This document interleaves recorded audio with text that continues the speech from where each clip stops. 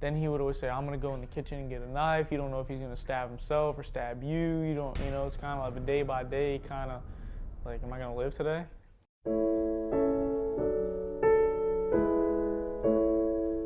Photographs depict a happy family, but look closely at one holiday picture and you'll see a teenage boy with an electronic monitoring device on his ankle. I would say about 80% of the violence was directed towards me. You know, I was 3 years younger than him. I was weaker than him. Even so, Michael looked up to Paul. At times, he was a sweet, protective big brother.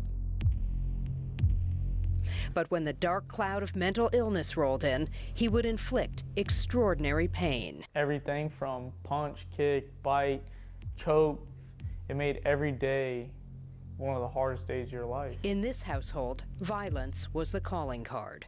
The violence was so extreme. You know, you think of everyday brothers fighting, you know, just kind of push and shove and little, you know, maybe a little hit and it's done. No, this is hours long worth of fighting, you know, bloodshed and police coming to the house, and it was a broken home, you know, when the mental illness really took over. Paul was diagnosed with autism and ADHD at a young age, later treated for bipolar disease, paranoia, impulse control, and explosive disorders, among others. I remember my parents telling me, you know, he doesn't feel good, he's sick, he doesn't understand why he's doing these things. This was, you know, family dinner. Today, Paul sits behind bars at North Branch, Maryland's only maximum security prison. His inability to conform to prison rules has led to more punishment.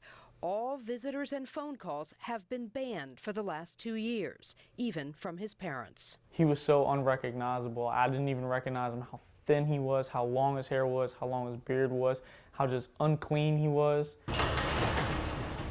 Only after we started asking questions about Paul's condition was his family invited to visit him. They were stunned at how much he had deteriorated.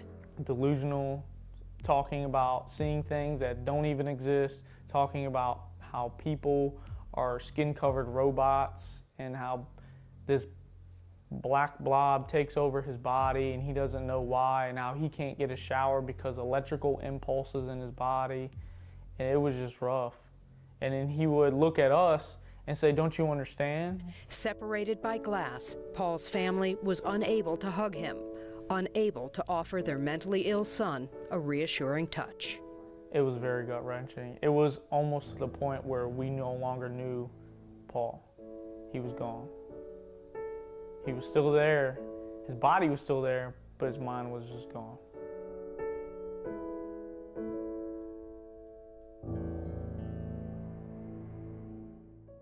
Paul's parents say the morning after our initial report aired, the prison immediately began evaluating his mental health.